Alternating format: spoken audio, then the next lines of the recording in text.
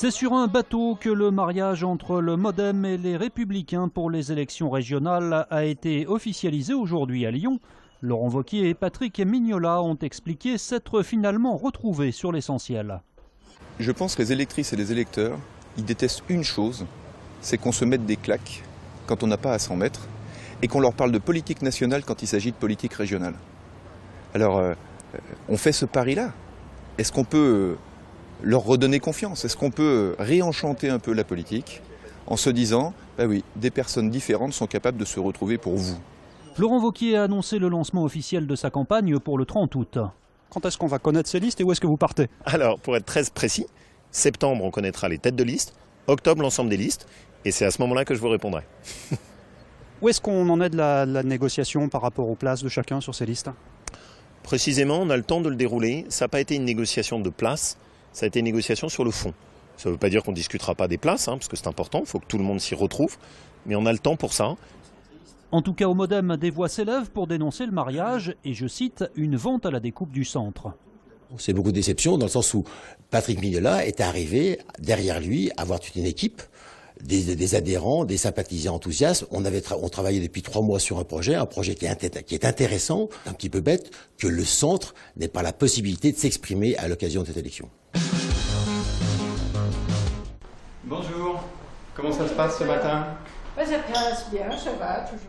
Cette patiente de 77 ans, victime d'un infarctus il y a quelques semaines, est la première en Rhône-Alpes à bénéficier de la LifeVest. Entendez, un défibrillateur portable. Porté à même la peau, normalement, ce gilet, rempli de capteurs, peut en cas d'arythmie grave délivrer un choc et rétablir le rythme cardiaque. Les palettes qui vont délivrer le choc si nécessaire, il y en a 2 dans le dos et une devant. Il s'agit d'un gilet qu'elle porte dans la vie de tous les jours, qui va être complètement autonome, qui va donc par conséquent pouvoir détecter un emballement du cœur grave et pouvoir faire une décharge au patient pour ressusciter le patient si nécessaire. Cela fait maintenant 3 semaines que cette patiente porte 24 heures sur 24 cette veste. J'ai un confort puisque je ressens rien. Je suis rassurée, oui, bien sûr. Mais là, je garde toute la journée, toute la nuit, jour et nuit. Les données du cœur des patients arrivent tous les jours directement sur le mail du médecin. Là, ce qu'on va recevoir sur Internet, voilà un événement d'un patient qui a reçu un choc par la veste. On a un rythme au départ qui est lent. Ici, il va délivrer le choc et vous avez ici la restauration d'un rythme normal beaucoup plus lent. L'accès d'arythmie a été traité avec succès par un choc à 150 joules chez ce patient-là. Cette veste est depuis 2 mois remboursée par la Sécurité sociale. Depuis en France, une 50aine de patients ont été appareillés. À peine a-t-il soufflé ces 10 bougies que le Vélov s'invite déjà au musée. La métropole de Lyon et le groupe JC Decaux ont inauguré aujourd'hui une nouvelle station sur le parvis du musée des Confluences.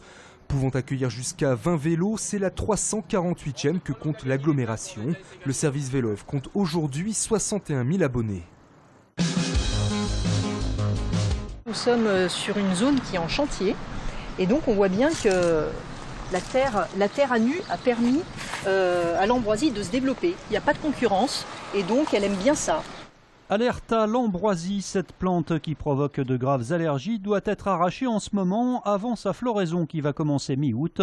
L'ambroisie est très présente dans le Rhône, encore faut-il savoir la reconnaître. Donc la feuille est bien découpée, la tige est poilue. Là en ce moment elle est un petit peu rougeâtre effectivement, quand elle commence à être grande la tige est un petit peu rougeâtre et elle a une racine pivotante.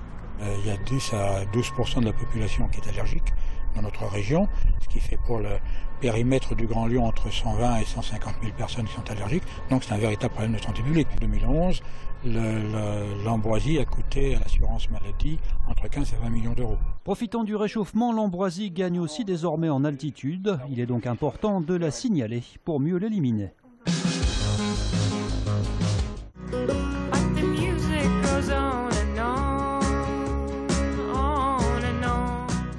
Après 2008 et 2011, Moriarty sera de retour dans les arènes des Nuits de Fourvière. Avec Sophie Hunger et IBI, Moriarty fermera quasiment les marches du festival le 30 juillet prochain. Sensible, décalée, la diva du groupe Rosemary Stanley jouera son dernier album, Épitaphe, sorti en début d'année. Ballades, grands espaces, clin d'œil aux Amériques, le dépaysement sera au cœur de la nuit lyonnaise.